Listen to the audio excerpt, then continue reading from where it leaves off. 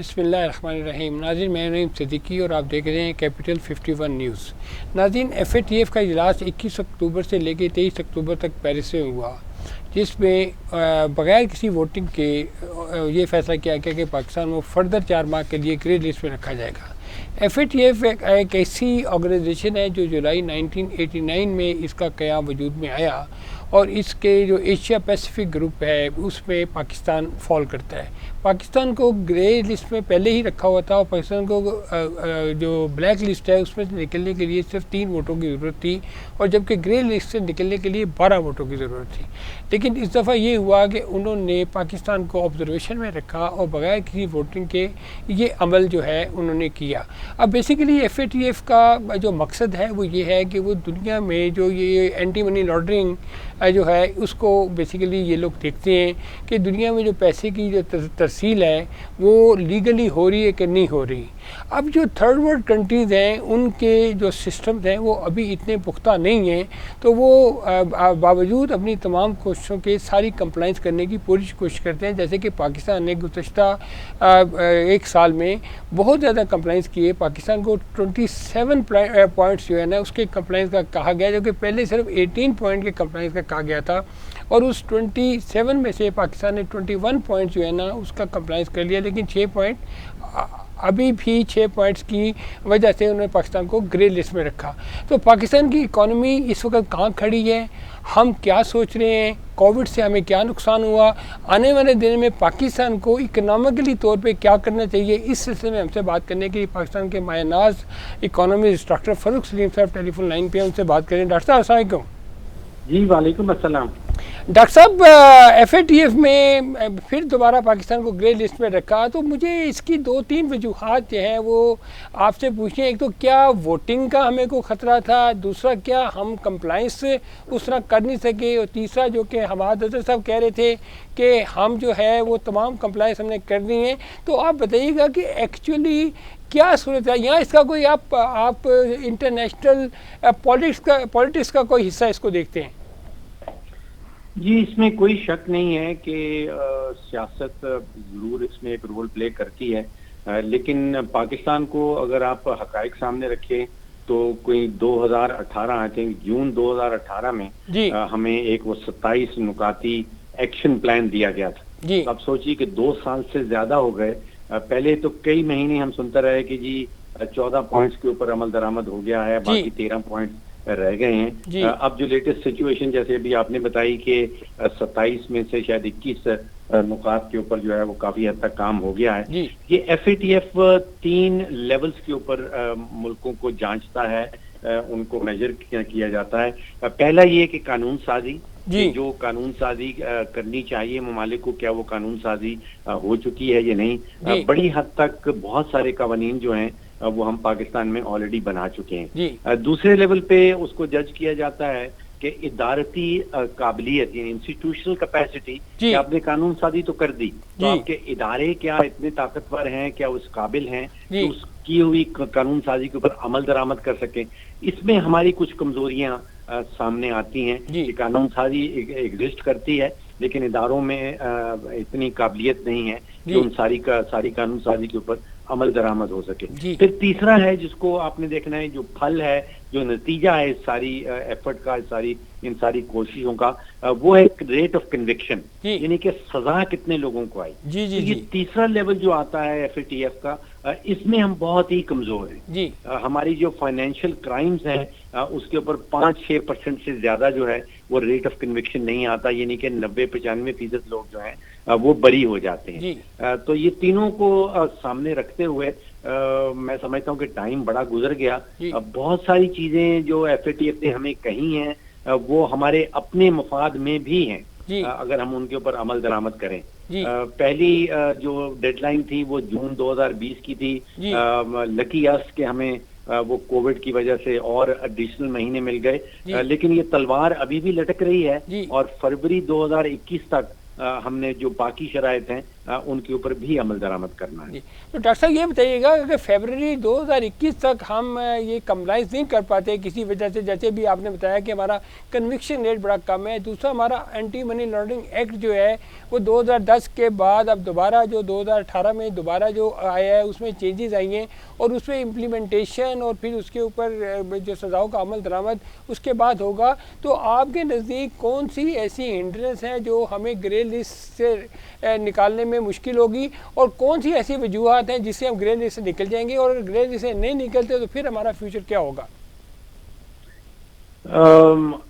जबरदस्त सवालात किए हैं आपने। देखिए, अगर तो हम ग्रे लिस्ट से नहीं निकल पाते और खुदा न खास्ता अगर ब्लैक लिस्ट हो जाते हैं तो फिर मईशत के ऊपर बहुत ही मनफी असरात, बहुत ही मनफी इम्पैक्ट होगा। देखिए, हमारा जो बाकी दुनिया है उससे तकरीबन 100 अरब डॉलर का सालाना आप समझ लीजिए तजारती ताल्लुक है, कर्जा जात के हवाले से ताल्लुक है।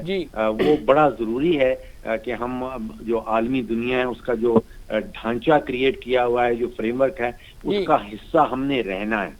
उसके हिस्से से उसमें से निकल नहीं बाहर करना। हमारे यहाँ बेशुमार फॉरेन बैंक्स जो हैं वो काम कर रहे हैं। अगर खुदा न खास्ता ब्लैक लिस्ट होते हैं तो वो they will have second thoughts कि वो इस मुल्क में अपना कारोबार जारी रखें या यहाँ से चले जाएं। लेकिन हौसला अफजा बात ये है कि मुझे नहीं लग रहा कि कोई ऐसी सूरत हाल सामने आने वाली है कि हम ब्लैक लिस्ट हो जाएंगे। प्रोबेबली ग्रे लिस्ट में ही रहेंगे अगर हम मजीद प्रोग्रेस इस सिचुएशन में नहीं कर सकते। मेरी पहली भी पेशीन को यही थी, कॉन्फ्रेंस से पहले भी मैंने कहा था कि मेरा जाती ख्याल ये था कि ग्रे लिस्ट में हमने इनफ काम नहीं किया कि ग्रे लिस्ट से हम निकल सके। तो अभी तो मईशत के ऊपर न्यूट्रल है, बिकॉज जून 2018 से हम इसी लिस्ट में हैं। तो इसको जो माशी जो कैरेक्टर्स हैं वो न्यूट्रल ले रहे हैं कि ये मनफी भी नहीं है और इसमें कोई मस्बत चीज भी नहीं है।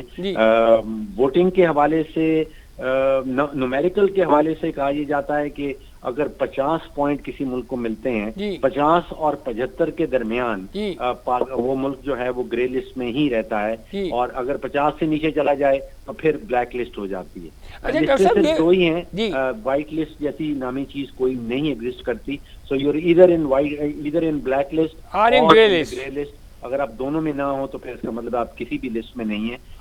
जहां जब तक 3 ममालिक जिसमें तुर्की, मलेशिया और चीन है, ये पाकिस्तान का साथ देते रहे तो ब्लैक लिस्ट में पाकिस्तान को ले आना बड़ा मुश्किल है। अच्छा डॉक्टर साहब, हमें ग्रे लिस्ट से निकलने के लिए जैसे आपने फरमाया और कि 3 ममालिक हमारे साथ हैं जो हमें ब्लैक लिस्ट में इंशाल्लाह नहीं जाने देंगे, लेकिन ग्रे लिस्ट से निकलने के लिए हमें 12 ममालिक की सपोर्ट चाहिए। अब थोड़ा सा पॉलिटिकल मैं आपसे क्वेश्चन करने लगा हूँ, क्या हमारी इंटरनेशनल डिप्लोमेसी पॉलिटिकली भी और इकोनॉमिकली भी क्या इतनी वीक है कि हम अपने तजारती बंदरों के बायस, जैसे कि आज का economy is the best tool of fight with any country and the best tool of having possession on any country, तो आप क्या समझते हैं कि हम अपना इन्फ्लुएंस जो है पॉलिटिकली, इकोनॉमिकली और डिप्लोमेटिकली कुछ कायम नहीं कर सके कि हम FATF से बाहर निकलें?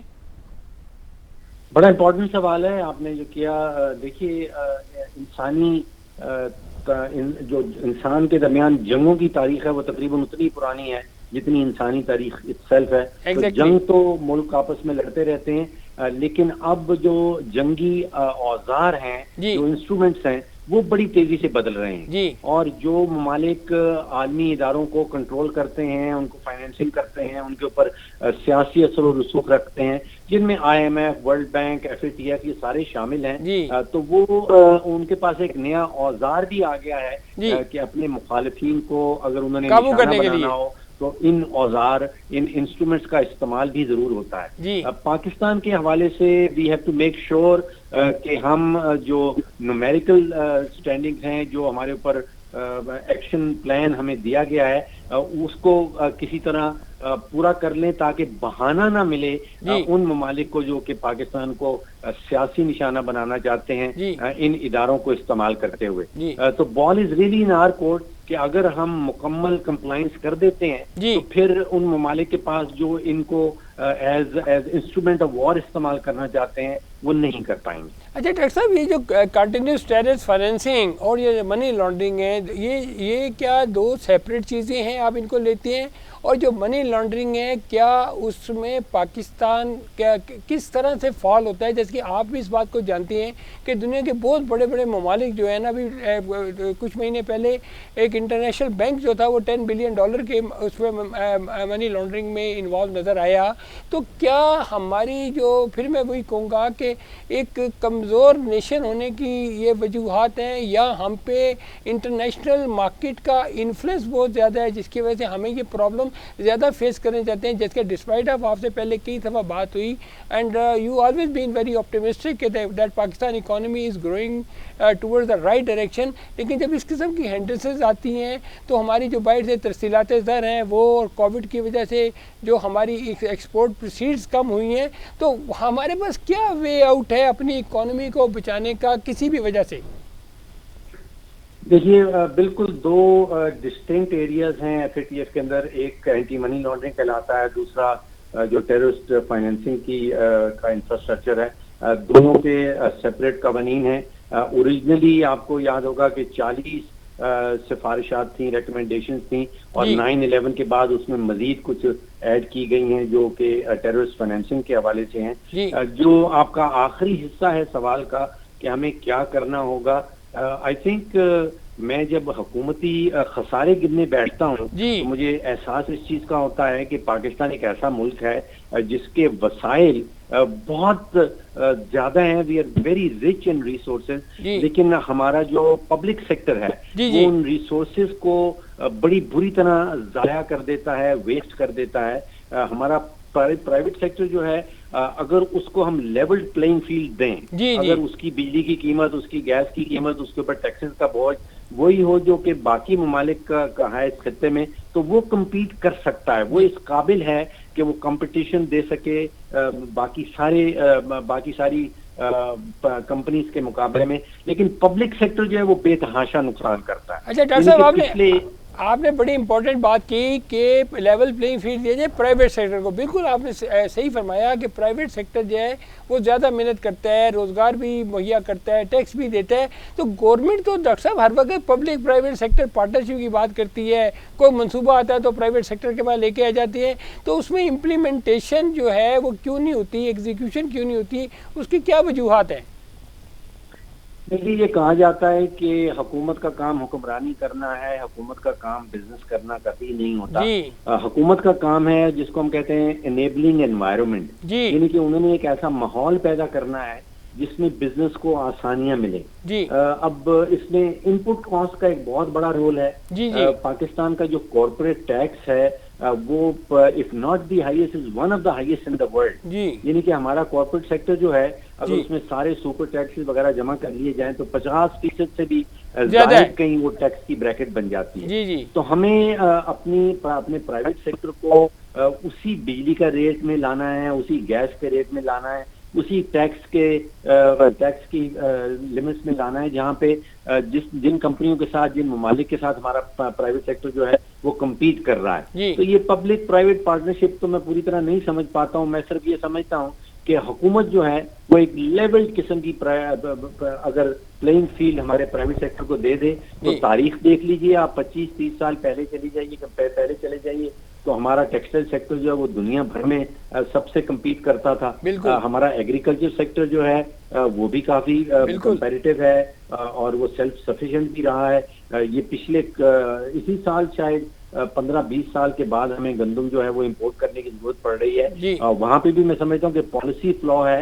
रियली प्राइवेट सेक्टर इस मुल्क का जो है वो किसी भी दुनिया के प्राइवेट सेक्टर से कम्पीट कर सकता है। अच्छा डॉक्टर साहब, आपने जो फरमाया कि पब्लिक और प्राइवेट सेक्टर की डेफिनेशन कुछ क्या है, तो वो मैं आपको बताता हूँ। मैंने अभी एक प्रेजेंटेशन अटेंड की तो उससे मुझे मालूम हुआ कि पब्लिक प्राइवेट सेक्टर की डेफिनेशन ये है कि पब्लिक सेक्टर जो है वो बनाएगा और प्राइवेट सेक्टर उसमें इन्वेस्ट करेगा।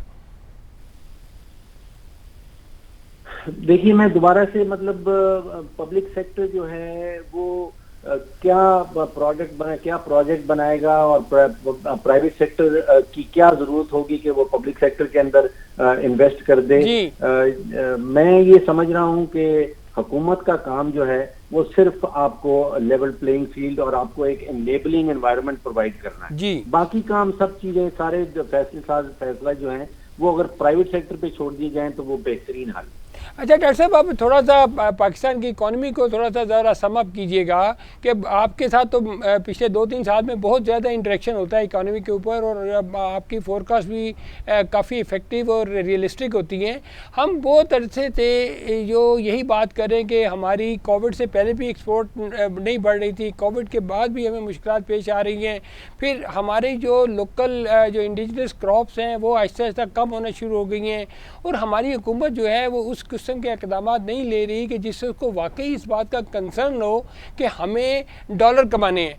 और क्या आप समझते हैं कि जो सियासी नारेबाजी है जिसमें एक दूसरे के ऊपर मईशत की तबाही का इल्ज़ाम लगाया जाता है, ये मईशत को बेहतर करने में कारआमद साबित हो सकती है?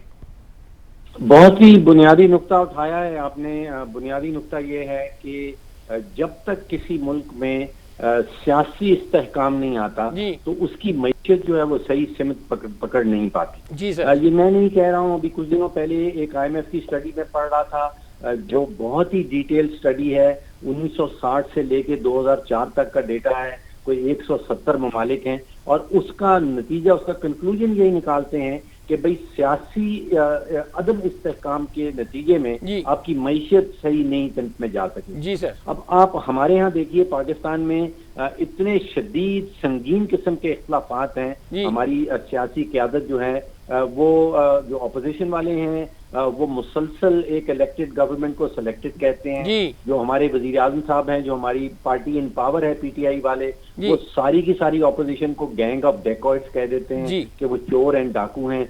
इस सारे खेल के अंदर जो पॉलिसी इश्यूज हैं, क्योंकि ये जातियात का मामला शुरू हो जाता है, और जो पॉलिसीज इश्यूज हैं, जो रियल इश्यूज हैं, उनको अपोजिशन भी भूल जाती है, उनको हुकूमत भी भूल जाती है, और असल इश्यूज जो 22 करोड़ अब पाकिस्तानियों के इश्यूज हैं उनके ऊपर कोई बात नहीं होती, और ये प्योरली सियासत के ऊपर सारा मामला चला जाता है। तो कोई तरीका निकालना पड़ेगा कि ये जो पॉलिटिकल पोलराइजेशन है, इसको मैं एक्सट्रीम पॉलिटिकल पोलराइजेशन, बहुत ही खतरनाक किस्म के इख्तलाफात हैं, इनको किसी तरह दूर करना होगा, वरना मईशत सही सिमत पकड़ते नजर नहीं आती।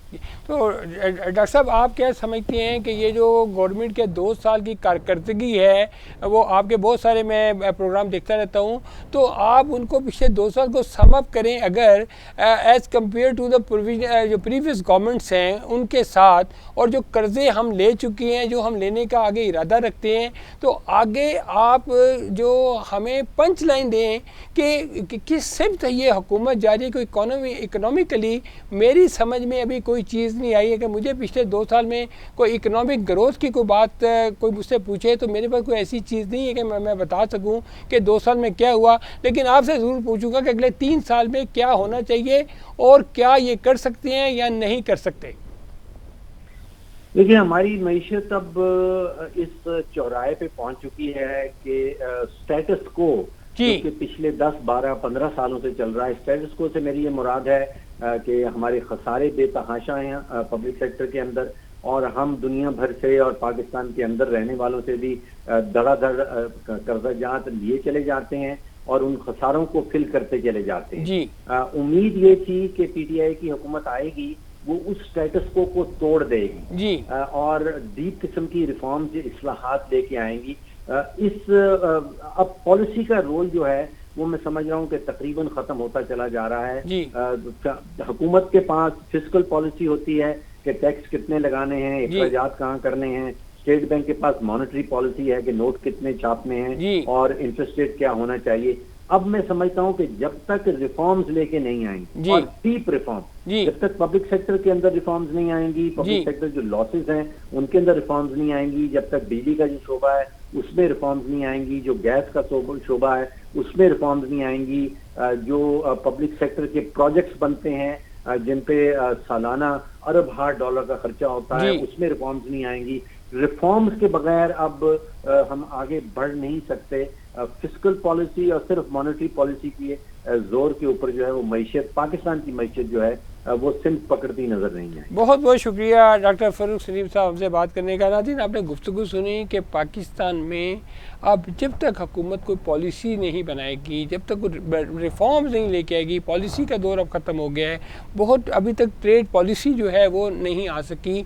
अब बहुत शदीद ज़रूरत इस बात की कि हमें पब्लिक सेक्टर में रिफॉर्म करने की ज़रूरत है, हमें उन सेक्टर्स में रिफॉर्म करने की ज़रूरत है, हमें अपने सर्कुलर डेट्स ख़त्म करने की ज़रूरत है, हमें आने वाले दिनों में डॉलर कमाने की ज़रूरत है। इस मुल्क को चलाने के लिए हमें फ़ॉरेन इनकम की ज़रूरत है। ये वो तमाम इम्पॉर्टेंट मसाइल हैं जो आम शहरी भी जो है वो आज पूछता है कि हमारा मुल्क इकनॉमिकली किस तरफ जा रहा है। और ख़ास तौर पे इस वक्त महंगाई की जो शर्रा है वो इंतहाई ज़्यादा बढ़ चुकी है। और इन गंदम और चीनी जो इंडिजिनस प्रोडक्ट्स थी पाकिस्तान की, वो भी आज हम इंपोर्ट कर रहे हैं। कपास हमारी 7 लाख बेल पे आ गई है, हम वो भी इंपोर्ट कर रहे हैं। हम एक कंज्यूमर बेस्ड कंट्री बन चुकी हैं। हमें कोई सूरत हाल ऐसी सामने नज़र आती दिखाई नहीं देती जिससे हम कहें कि हम बांग्लादेश के बराबर, हम वियतनाम के बराबर, या हम अपने उस कोई भी ऐसे कंट्री के बराबर आ जाएं या उसके करीब भी आ जाएं जिससे हमारी इंटरनेशनल जो इनकम है उसमें इजाफा हो, हमारी जीडीपी ग्रोथ में इजाफा हो।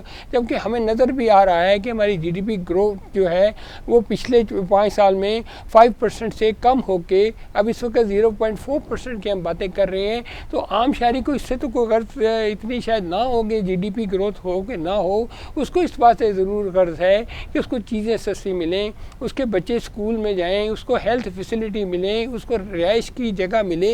ये वो तमाम मामलात हैं जो सियासत से नहीं हल हो सकते। ये वो मामलात हैं जो इकनॉमिक वाली मुल्क को बेहतर करने से हल हो सकते हैं, जब मुल्क में माशी इस्लाहात जो है लाने से हल हो सकते हैं। और इस वक्त का अहम तकाजा ये है कि हुकूमत मुल्क में माशी एमरजेंसी का निफाज करे और हर उस जगह से पैसे बचाने की कोशिश करे और हर उस जगह पे पैसे लगाने की कोशिश करे जिससे मुनाफा मिले और जिससे खसारा है वहाँ पे इस्लाहात लेके आए। आज का प्रोग्राम देखने का बहुत बहुत शुक्रिया। अपने मेज़बान नईम सिद्दीकी को इजाज़त दीजिएगा।